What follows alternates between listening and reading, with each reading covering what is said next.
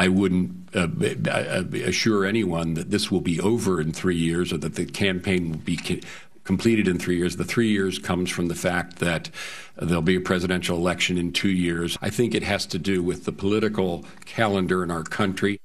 Ooh. So elections more important, perhaps. The new Secretary of Defense just sworn in, but he's already splitting from the president's plan against ISIS. Is he right? Joining us now, just back from a trip to the Kurdish region of northern Iraq, retired U.S. Army Lieutenant General Michael Barbero. Nice to see you this morning, General. Welcome to the show. Good morning, Clayton. How are you? You agree with Ash Carter?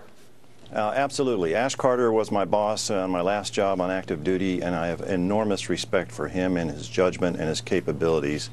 And he's stating the obvious. Arbitrary timelines do not work, and it's especially dangerous to base decisions and timelines on political considerations back in Washington. So he has it exactly right. The enemy gets a vote. Decisions must be based on conditions on the ground, not on conditions in Washington. Well, you just got back from that region. What are the conditions like there on the ground, and what do we need to do to stop ISIS? Well, in the Kurdish region, I'd say it's stable. The Kurds have bravely fought back and pushed ISIS back across their 1,000-kilometer front. They're very appreciative for U.S. airstrikes. They made a tactical difference, but they remain very frustrated with our policy of failing to adequately arm them, provide them heavy weapons, and our insistence that all aid to the Kurds goes through Baghdad, where it's siphoned off and where they only get about 10% of the aid. Another huge concern for the Kurds are the rise in the activities of these Iranian forces and Shia militias. They fear that eventually they'll have to face them. And I just heard our administration officials describe this fighting around Tikrit led by Iranian forces and Shia militias as positive, and it's anything but. There are huge costs associated with this that we ought to be very concerned about.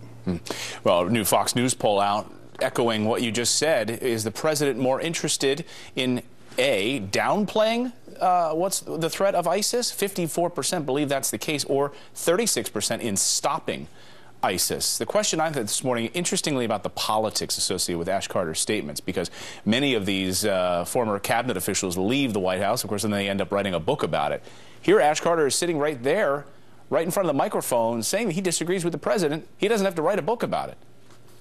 No, as I said, he's stating the obvious, and that is typical Ash Carter. He's brilliant. He sees what the strategic end state should be. He understands strategy, and he understands how to put together ends, ways, and means. And until now, there's been a clear mismatch in the ends, ways, and means that we've applied in this fight against fight against ISIS, and our strategy has been deeply flawed. Boots on the ground, General? The right boots on the ground, special operators, a robust intelligence collection, assets, and a really serious effort to train and rebuild the Iraqi security forces. We trickled in something like 2,700 forces over 8 months. That's not going to cut it. We do not need U.S. combat forces. We need the right types of forces and the right numbers. General Barbero, we appreciate you joining us this morning. Thanks for getting up early with your insights. We appreciate it. Thanks, Clayton.